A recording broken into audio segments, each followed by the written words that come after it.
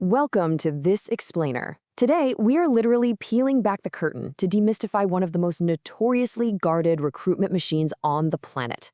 If you have ever wondered how top-tier tech companies manage to filter, evaluate, and select their talent from literally millions of global applicants without completely losing their minds, well, you're in the right place.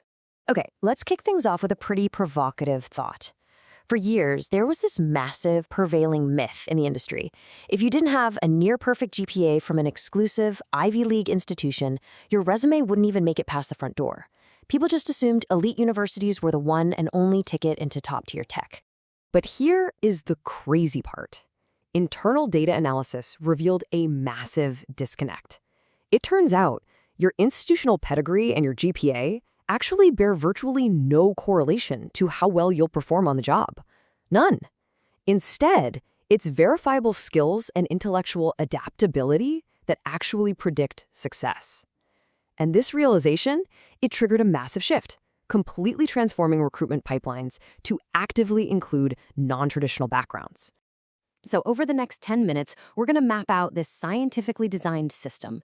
We'll start with the skills-first revolution, deconstruct the 8-stage gauntlet, figure out how to crack the technical bar, decode the science of Googleyness, and finally, look at how committees and team matches actually work. All right, part 1, the skills-first revolution, moving from elite pedigree to verifiable potential. It's wild to think about, but the modern reality is that a 4-year university degree is simply no longer treated as a strict, non-negotiable prerequisite, even for highly complex engineering and product management tracks.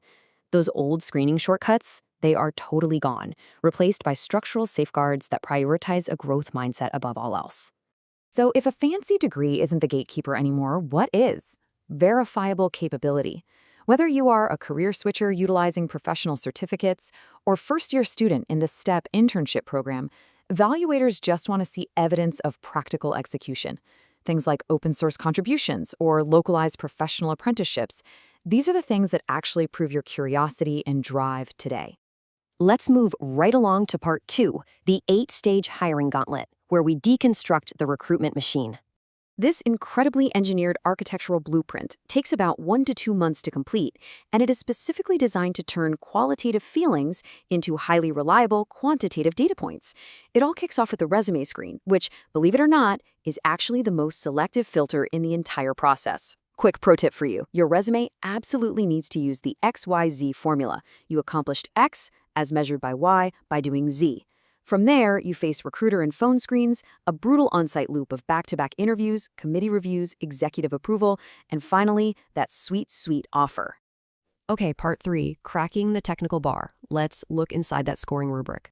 Now, the margin for error here, it is incredibly razor-thin. Evaluators want to see you write clean, production-grade code in a plain shared document. That means absolutely no autocomplete to save you. A score of 4, which is a strong hire, means you are effortlessly detailing space-time trade-offs and implementing a mathematically optimal solution. On the flip side, a score of 2, a no hire, goes to candidates who jump straight into messy code without actually mapping the problem or explaining their strategy first. And we aren't just talking about rote memorization here either. You must practice thinking out loud. You are expected to have deep master-level proficiency in a major language like Python, Java, C++, or Go, and you literally have to build data structures from scratch in real time. You've got to deeply understand ON log N sorting protocols, advanced BFS and DFS traversals, and increasingly, you need to be able to use AI to read and comprehend pre-existing codebases live. It is intense, for sure. Navigating the technical bar is honestly just half the battle. Let's jump to part 4, the science of googliness, where we quantify culture and leadership. Now, I know what you might be thinking.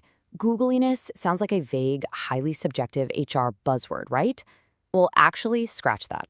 It is a formal scientific metric, evaluated on the exact same scale as your technical abilities. It systematically measures 6 distinct attributes: your ability to thrive in ambiguity, value feedback, challenge the status quo, put the user first, do the right thing, and elevate the team around you. Here's where so many incredibly smart people completely drop the ball. They treat all behavioral questions exactly the same. But it's really a two-sided coin. Experience questions demand deep historical evidence, like, tell me about a time you faced resistance. But process questions, like how do you ensure a product works for all users, are totally different. They expect you to build an abstract framework to solve a hypothetical dilemma. If you just tell a past story for a process question, you totally fail to show how you'd handle future, unseen problems. But when they do want a specific story, you absolutely need to use the STAR-L framework: situation, task, action, result, and learnings. That L is your secret weapon. Explicitly deconstructing how an experience altered your future approach completely proves your adaptability. Oh, and here's a pro tip. Strategically hiding confidential information from your past employers automatically boosts your doing the right things score. It shows genuine professional integrity. Finally, we arrive at part 5, committees, matches, and offers. The final structural safeguard. Get ready for the biggest structural shock of this entire system. You might think the hiring manager you just clicked with has the power to hire you, right? Wrong. They hold a veto for sure, but they absolutely do not have the unilateral power to extend an offer on their own.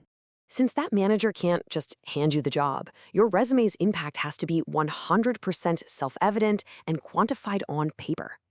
Your compiled interview packet is evaluated cold by an independent hiring committee made up of senior professionals who have literally never met you.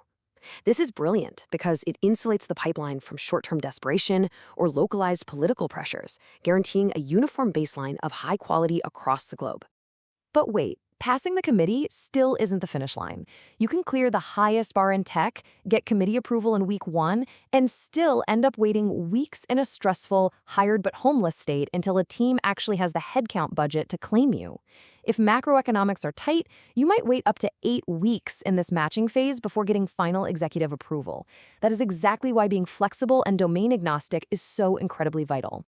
As this rubric-driven, skills-first approach rapidly becomes the gold standard for the modern economy, we're seeing the death of the degree prerequisite and the rise of raw, verifiable capability. So take a hard look at your own professional profile right now. If your resume was evaluated purely on verifiable impact and structured problem-solving rather than where you went to school, would you pass the committee? Keep building, keep learning, and thank you so much for joining us on this explainer.